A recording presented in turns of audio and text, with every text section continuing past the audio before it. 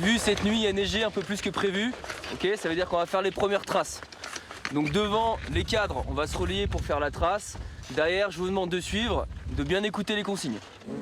Ouais. C'est un départ matinal, il fait encore nuit, on va progresser à la frontale dans un premier temps. Il y a un peu de vent, il a neigé cette nuit, il fait entre moins 15 et moins 20 degrés ressentis. C'est une course assez technique qu'on va faire avec les soldats ce matin. Il y en a pour à peu près 5 heures d'effort. C'est parti.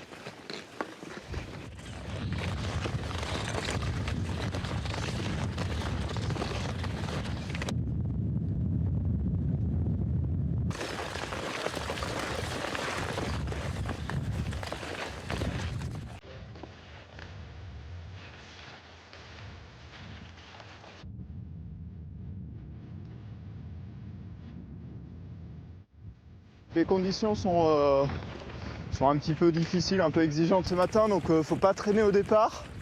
Faut se mettre un petit peu dans sa bulle et puis se réchauffer tout doucement, pas partir trop vite non plus, pour pas transpirer trop vite. Voilà, l'idée c'est de se réchauffer tranquillement pour lutter un peu contre les éléments extérieurs.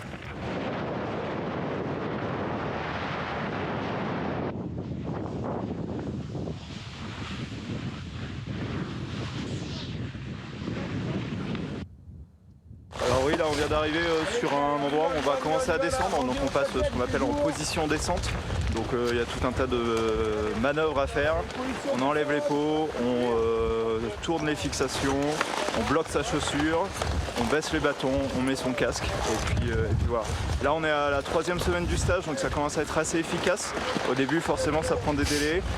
L'idée c'est de gagner en efficacité à chaque fois qu'on fait ce genre de manœuvre, et ça arrive plusieurs fois par jour. Donc en fin de stage ça commence à être efficace.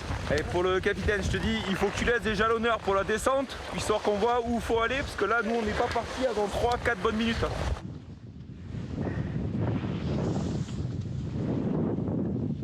Allez-y doucement, les gars, il n'y a que des rocailloux. Doucement. Le soleil s'est levé. Là, on attaque la montée.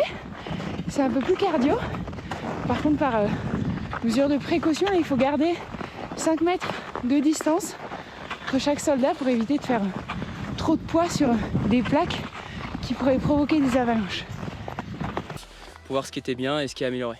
Ce qui est compliqué, c'est qu'en fait, c'est jamais, le résultat est jamais le même de ce qu'on imaginait. Entre la course qu'on prépare sur carte, au niveau des horaires, lorsqu'on se confronte en fait à la montagne et à des environnements qui sont changeants, mais en fait, parfois on prend des délais, il faut changer d'itinéraire. Et donc c'est compliqué d'anticiper tout ça et de garder un mouvement fluide pour tout le reste du détachement en fait.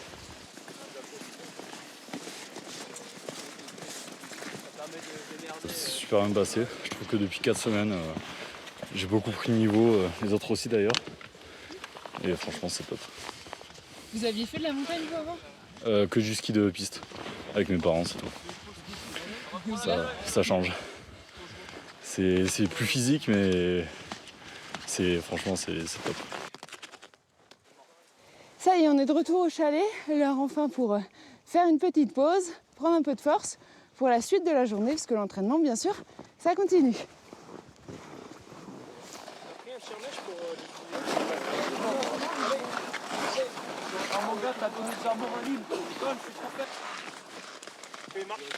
On est censé tenir avec ça la journée durant la pause.